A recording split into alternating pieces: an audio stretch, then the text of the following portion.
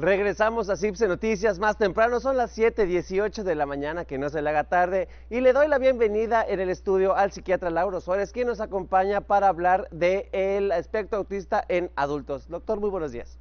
Muy buenos días, ¿qué tal, Alex? ¿Cómo estás? El espectro autista en adultos, hace ratito dije niños, error mío, pero fue en adultos. Podemos, claro, el objetivo era hablar de De adultos, porque adultos, bueno, yo vamos a soy psiquiatra de enfocarnos. adultos, pero también porque se ha hablado mucho, ¿no? Estos días, y hoy más, pues hoy es exactamente el mero día, hoy El mero del día, día de la claro. concientización sobre el autismo, ¿no?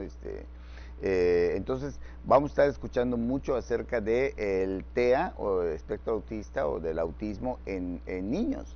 Pero en adultos, fíjate que se habla muy poco acerca de eso, ¿no? Sin embargo, tiene una gran importancia porque a lo largo del tiempo las personas que tienen esta condición van presentando problemas de salud emocional como cualquier otra persona, y todavía más grave porque se puede confundir con otras enfermedades. Justo a eso quería ir. ¿Qué características presenta una persona ya adulta que ha vivido con autismo sin saberlo? Bueno, es que las características, ajá, exacto, son las mismas, nada más que se van transformando. Lo que pasa es que son síntomas más sutiles, ¿no? Si bien existe desde la infancia una dificultad para tener relaciones, o sea, para establecer relaciones con otras personas, o sea, es una de las características, o dificultad en la comunicación, verbal o no verbal, ¿no? Hay muchos ejemplos, se habla acerca de también de intereses restringidos de la persona, o sea, tienen un interés muy particular en cierta área, pero muy profundo, ¿no? En cierta área, y como que además pueden tener otro tipo de problemas sensorial, ya sea dificultad en cuanto al sensorial, nos referimos a los sentidos, que tengan una sensibilidad extrema o una poca sensibilidad a los sentidos. Es decir, que te moleste mucho el ruido, o los sonidos, o algunos colores te resulten molestos, o cierta sensibilidad o hipersensibilidad también táctil, o al Ok. contrario, ¿no? Que no te interese. Que no tienes, ajá, como que estés en la búsqueda. Muchos niños con autismo, con TEA lo vemos. TEA, cuando digo TEA, es trastorno de espectro autista. Muchos niños lo tienen, ¿no? A veces están en la búsqueda de estas experiencias. Y como se dice, cada persona con TEA es individual, ¿no? Todos son diferentes, pero comparten estos mismos rasgos. El tema de la socialización, la dificultad en la comunicación, y algunos conductas que se notan más en la infancia. Retomando, conforme la persona va creciendo, esto se va ocultando un poco, y si no se diagnosticó en la infancia, o si estamos hablando de una zona más clara del espectro autista, o sea, muy leve, un grado 1, pues se nota mucho menos, y Claro. la persona creció con todo esto.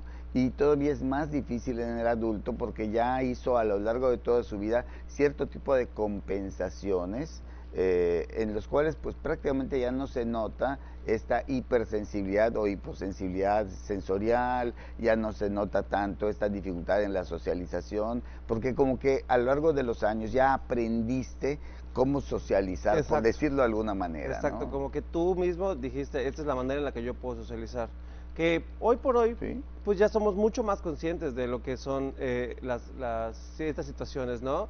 El TDA, el autismo, porque antes decíamos, es que es muy introvertido, es que no le gusta, es que no, entonces Es que, ya, estás, es que estás diciendo algo importantísimo, fíjate, porque el hecho de que, bueno, es que es muy introvertido, precisamente eso es lo que sucede. En muchas ocasiones se confunde con un trastorno de personalidad, ¿no? ujú, Y llegan en ocasiones también a la consulta con un diagnóstico de trastorno de personalidad, haciendo una investigación clínica, o sea, preguntando acerca de la vida del paciente, de la biografía del paciente, ahí es donde podemos tener la posibilidad del diagnóstico, ¿no? Y bueno, se aplican pruebas precisamente para afinar el diagnóstico y saber si la persona tiene TEA o trastorno de espectro autista, o efectivamente tiene un trastorno de personalidad, o simplemente una persona tímida, introvertida, reservada, y así es, y que no se comunica mucho con otras personas, o solamente me comunico bien en mi ambiente, en mi papel, en el papel que estoy jugando. Muchas personas adultas, ya que logran tener tener una carrera, por ejemplo, pues la carrera como que les cobija. Porque es a lo que te gusta. Es a lo que te gusta, y además pues ahí estás jugando, como que estás jugando un papel.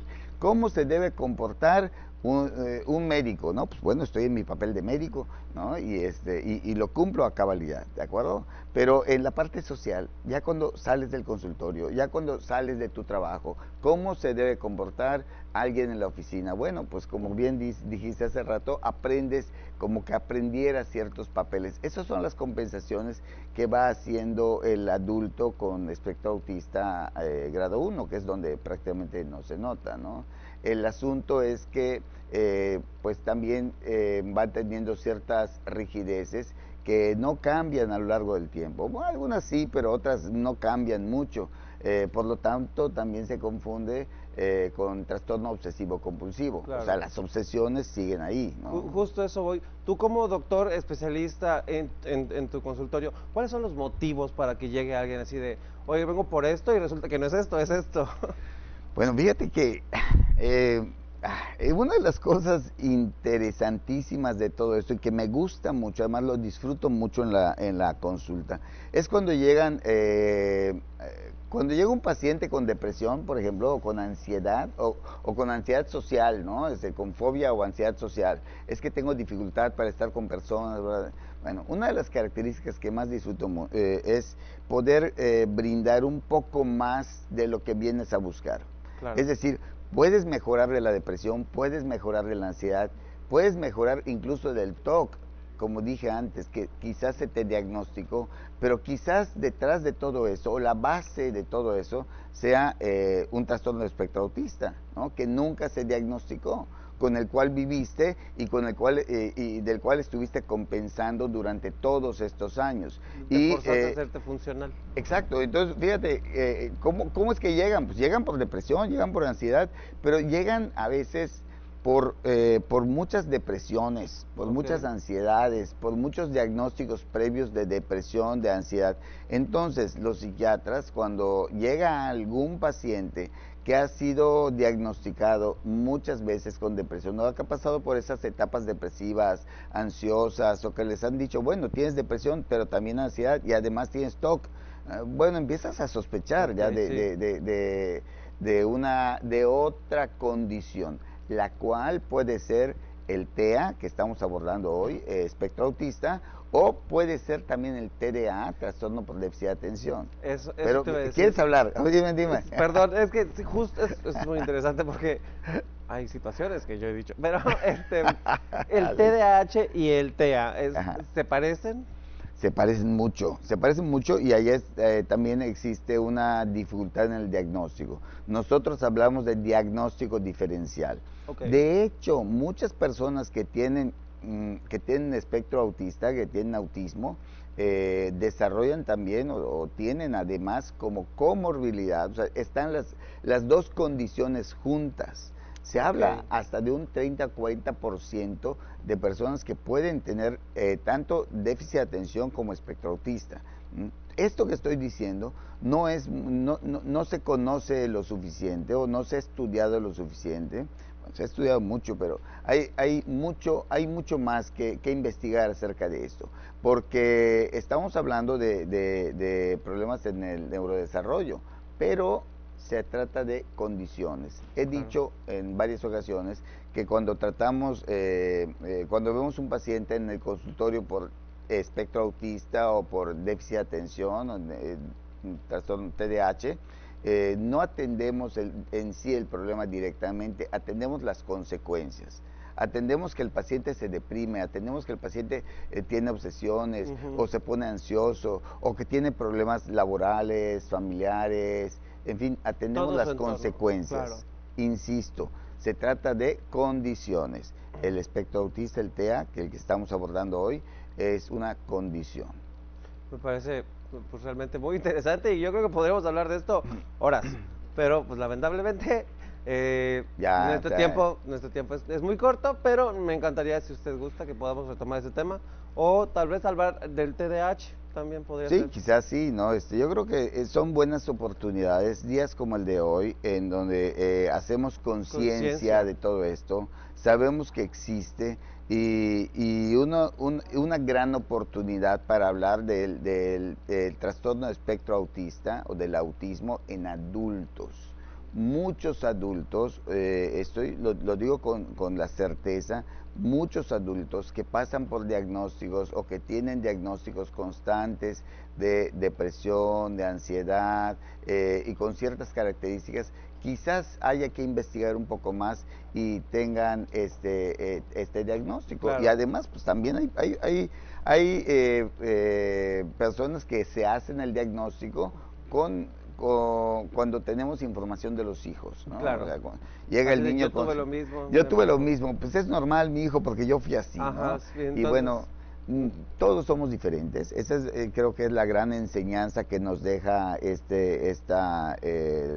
espectro autista, que todos somos diferentes, que aceptemos estas diferencias y también que vayamos favoreciendo el crecimiento de cada persona, independientemente de su condición. Me parece perfecto, doctor. Un placer haber estado con usted. ¿Alguna Encantado. manera de contactarlo? El 9992-2888-81 es el número para citas, para algún comentario acerca de lo que estamos hablando aquí en el programa. Muchísimas gracias, doctor. Lo vemos aquí el siguiente miércoles. Encantado de estar aquí. Ahora vamos a un corte, pero ya regresamos a CIPSE Noticias más temprano.